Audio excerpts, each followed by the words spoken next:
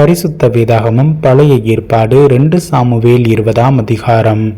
அப்பொழுது பென்யமீன் மனுஷனான பிக்கீரியின் குமாரனாகிய சேபா என்னும் பேருள்ள பேலியாளின் மனுஷன் ஒருவன் தற்செயலாய் அங்கே இருந்தான். அவன் எக்காலம் ஊதி, எங்களுக்கு தாவீதினிடத்தில் பங்கு இல்லை, ஈசாயின் குமாரனிடத்தில் எங்களுக்கு சுதந்திரம் இல்லை. இஸ்ரவேலே, நீங்கள் அவரவர் தங்கள் கூடாரங்களுக்கு போய்விடுங்கள் என்றான். அப்பொழுது இஸ்ரவேல் மனுஷர் எல்லாரும் தாவீதை விட்டு பின்வாங்கி பிக்கீரியின் குமாரனாகிய சேபாவை பின்பற்றி போனார்கள். யோர்தான் தொடங்கி எருசலேம் மட்டுமுள்ள யூத மனுஷர் தங்கள் ராஜாவை சார்ந்திருந்தார்கள். தாவீது எருசலேமில் உள்ள தன் வீட்டுக்கு வந்தபோது வீட்டை காக்க ராஜா பின் வைத்து போன 10 மறுமனையாட்டிகளையும் வருவித்து அவர்களை ஒரு காவல் வீட்டிலே வைத்து பராமரித்தான். அப்புறம் அவர்களிடத்தில் அவன் பிரவேசிக்கவில்லை. அப்படியே அவர்கள் சாகிற நாள் மட்டும் அடைக்கப்பட்டு உயிரோடு இருக்கிற நாளெல்லாம் விதவைகள் போல் இருந்தார்கள். பின்பு ராஜா அமாசாவை பார்த்து, நீ யூதா மனுஷரை 3 நாளைக்குள்ளே என்னிடத்தில் வரவழைத்து நீயும் கூட வந்து இருக்க வேண்டும் என்றான். அப்பொழுது அமாசா யூதாவை அழைப்பிக்க போய் தனக்கு குறித்த காலத்திலே வராமல் தாமதித்திருந்தான். அப்பொழுது தாவீது அபிசாயை பார்த்து, அப்சலோமை பார்க்கிலும் பிக்கீரியின் குமாரனாகிய சேபா இப்பொழுது நமக்கு பொல்லாப்பு செய்வான். அவன் அரணான பட்டணங்களில் வந்தடைந்து நம்முடைய கண்களுக்கு தப்பி போகாதபடிக்கு நீ உன் எஜமானுடைய சேவகரை கூட்டிக் கொண்டு அவனை பின்தொடர்ந்து போ என்றான்.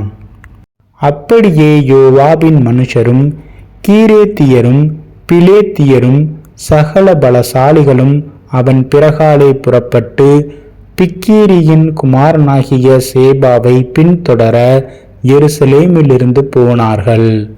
அவர்கள் கிபியோன் கிட்ட இருக்கிற பெரிய கல்லண்டையிலே வந்தபோது அமாசா அவர்களுக்கு எதிர்பட்டு வந்தான். யோவாபோ தான் உடுத்தி கொண்டிருந்த தன் சட்டையின் மேல் ஒரு கட்சியை கட்டி கொண்டிருந்தான். அதில் உரையோடே ஒரு பட்டயம் அவன் இடுப்பண்டையிலே தொங்கிற்று. அவன் புறப்படுகையில் அது விழுந்தது.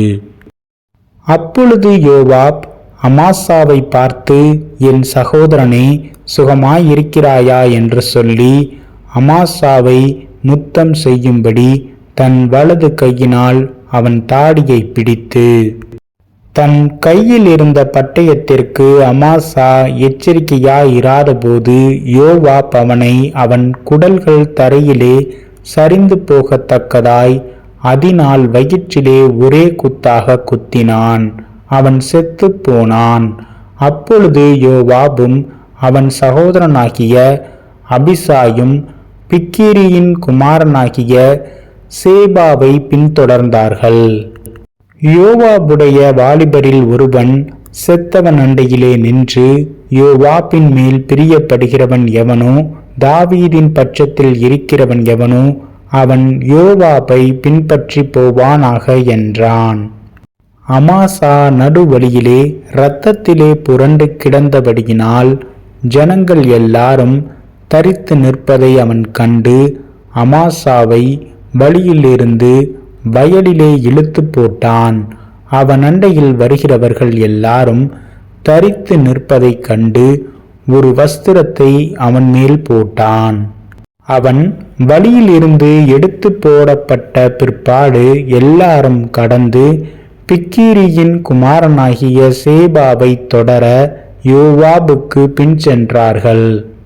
அவன் இஸ்ரவேல் கோத்திரங்களை எல்லாம் சுற்றி பெத் மாக்காவாகிய ஆபேல் மட்டாகவும் பேரிமின் கடைசி மட்டாகவும் வந்திருந்தான். அவ்விடத்தாரும் கூடி தாங்களும் அவனுக்கு பின் சென்றார்கள்.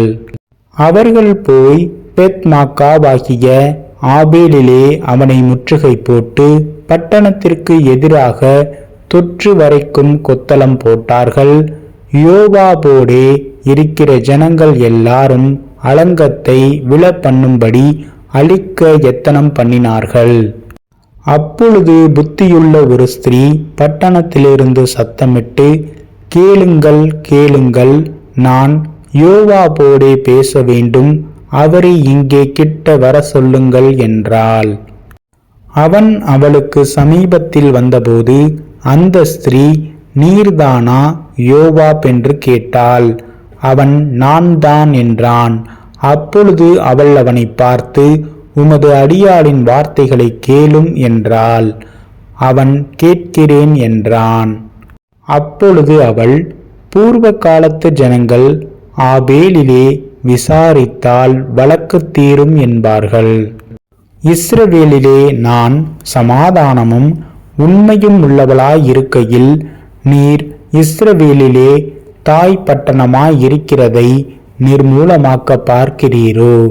நீர் கர்த்தருடைய சுதந்திரத்தை விழுங்க வேண்டியது என்ன என்றாள்.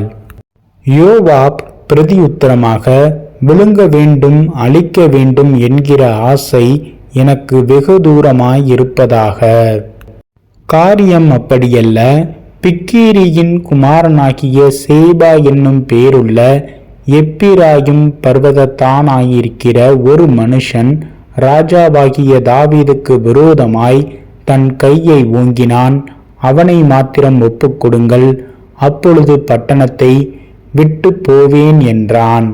அப்பொழுது அந்த ஸ்திரீ யோவாபை பார்த்து, இதோ அவன் தலை மதிலின் மேலிருந்து உம்மிடத்திலே போடப்படும் என்று சொல்லி, அவள் ஜனங்களிடத்தில் போய் புத்தியாய் பேசினதினால் அவர்கள் பிக்கீரியின் குமாரனாகிய சேபாவின் தலையை வெட்டி யோவாபிடத்திலே போட்டார்கள். அப்பொழுது அவன் எக்காலம் ஊதினான். அவரவர் பட்டணத்தை விட்டு கலைந்து தங்கள் கூடாரங்களுக்கு புறப்பட்டு போனார்கள்.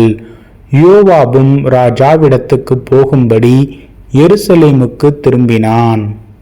யோவாப் இஸ்ரவேலுடைய எல்லா இராணுவத்தின் மேலும் யோய்தாவின் குமாரனாகிய பெனாயா கீரேத்தியர் மேலும் பீலேத்தியர் மேலும் தலைவனாயிருந்தார்கள்.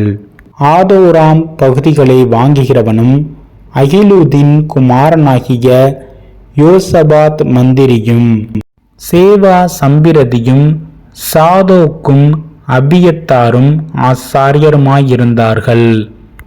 யாயீரியனாகிய ஈராவும் தாவீதுக்கு பிரதானியாயிருந்தான்.